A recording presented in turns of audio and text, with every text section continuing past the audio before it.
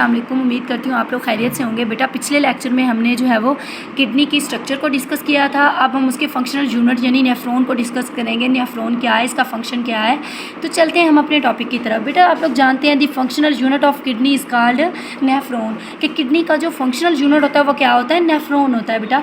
और आपको पता है जो एक किडनी है वो 1 मिलियन नेफ्रॉन से मिलकर बना होता है। ठीक है, 1 मिलियन से भी ज़्यादा या 1 मिलियन तक जो है वो नेफ्रॉन जब मिलते हैं तो एक किडनी जो है वो बनता है। ठीक है,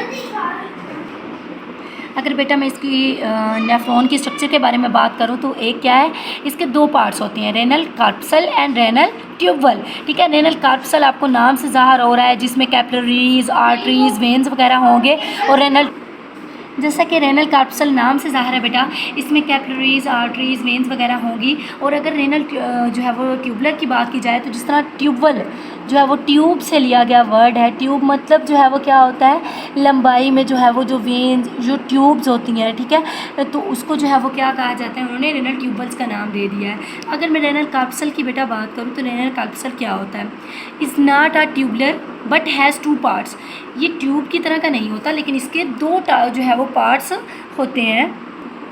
बेटा देखें, मैंने अभी रेनल कार्पसल की आपको बात बताई है, तो इसमें जो है वो ये वाली स्ट्रक्चर आ जाएगी जिसमें जो है वो क्या आ जाता है, एक तो बोमेन कैप्सूल आ जाता है, ये आ जाता है बोमेन कैप्सूल। और दूसरा जो है वो हमारे पास आ जाता है, जो है वो इसके सेंटर वाला हिस्सा आ जाता है ग्लोमेरुलस के अंदर बेटा क्या होते हैं, ग्लोमेरुलस के अंदर कैपिलरीज, आर्टरीज वगैरह के गुच्छे पाए जाते हैं। बोमेन कैप्सूल एक प्याला नुमा जो है वो स्ट्रक्चर होती है। ये देखें आपको प्याला नुमा स्ट्रक्चर नज़र आ रही होती है। इसके अंदर जो है वो कैपिलरीज का गुच्छे जो है वो ग्लोमेरुलस की शक्ल में पाए जाते हैं, इसलिए इसका नाम बोमेन कैप्सूल है। और इसके अंदर जो कैपिलरीज के गुच्छे पाए जाते हैं, आर्टरीज के गुच्छे पाए जाते हैं, यहाँ पर आकर यूराइन फिल्टर होता है, यहाँ पर प्रेशर होता है, पेशाब बनता है, उसे जो है वो क्या कहते हैं, ग्लोमेरुलस कहते हैं।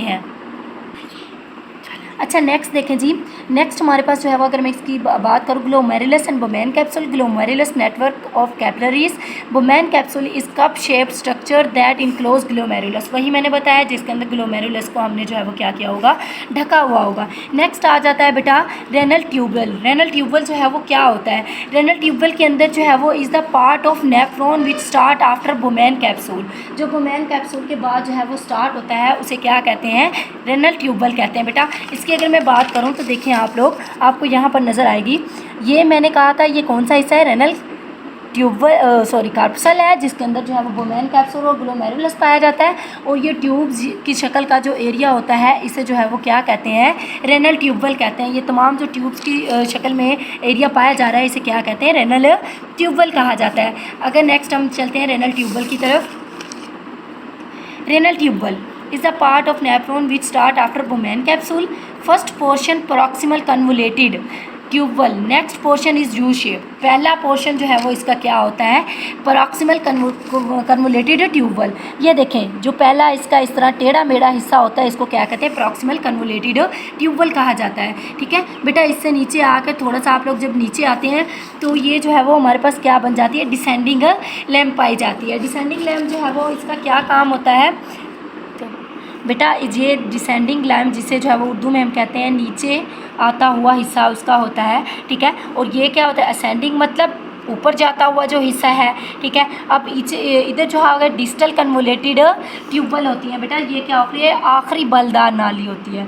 ये पहली होती है प्रॉक्सिमल मतलब पहली बलदार नाली, और ये आखिरी बलदार नाली होती है। नेक्स्ट अगर इसकी मैं स्ट्रक्चर की बात करूँ तो ये जो है वो क्या होती है, कलेक्टिंग डक्ट्स होती है। यूराइन तमाम यहाँ आकर जो है वो क्या, जैसे कि आप लोग जानते हैं रेनल ट्यूबल का मैंने आपको बताया, ये पहली बलदार नाली, ये आखिरी बलदार नाली, और ये जो है वो क्या पाया जाता है, बोमेन कैप्सूल पाया जाता है। अब अगर नेक्स्ट बेटा मैं इसकी बात करूं तो ये नीचे आती हुई जो नाली होती है इसे जो है वो डिसेंडिंग लैम्प कहते हैं, और ये जो ऊपर जाती होती है उसे असेंडिंग लैम्प कहती हैं। ठीक है, अब नेक्स्ट देखें, ये तमाम यहाँ से जो है वो ब्लड कैपिलरी से यूराइन होता मूव करता जो है वो जहाँ पर आकर कलेक्ट होता है उसे क्या कहते हैं, कलेक्टिंग डक्ट्स कहा जाता है, जहाँ पर आकर तमाम यूराइन जो है वो क्या हो जाता है, जमा हो जाता है। ये जो है वो तमाम नालियाँ जो है वो इसे जो नीचे जाती हुई नाली है इसे लोप ऑफ हैंडले भी कहते हैं। यू शक्ल की जो है वो जो नाली होती है उसे क्या कहते हैं, यू लोप ऑफ हैंडले। ये थी नेफ्रॉन की हमारे पास स्ट्रक्चर। नेफ्रॉन की जो है वो दो हिस्से होते हैं, रेनल कार्पसल और रेनल ट्यूबवेल। कार्पसल में क्या होता है, बोमेन कैप्सूल, और जो है वो ग्लोमेरुलस होता है, और उससे आगे जो है वो क्या पहली बलदा नारी प्रॉक्सिमल कन्वोलेटिव ट्यूबवेल होती है, और जो है वो नीचे से डिसेंडिंग लाइन होती है, नीचे आती हुई, फिर ये नाली जब ऊपर जाती है असेंडिंग लाइन बन जाती है, और यहाँ से आखिरी बलदार डिस्टल कन्वोलेटेड ट्यूबवेल यानी आखिरी बलदार नाली से होते होते नीचे जो है वो कलेक्टिंग डक्ट्स में आ जाती है। कलेक्टिंग डक्ट्स के अंदर जो है वो मिलकर ना बहुत सारी कलेक्टिंग डक्ट्स आपस में मिलकर पेपलरी डक्ट्स बना देती हैं। क्या बना देती हैं, पेपलरी डक्ट्स बना देती हैं, which drain the into the renal pelvis, जो जाकर जो है वो कहाँ पर जो है वो ओपन होती है, रेनल पेल्विस के अंदर। ये था हमारा आज का टॉपिक। उम्मीद करती हूँ आप लोगों को समझ आ गया होगा।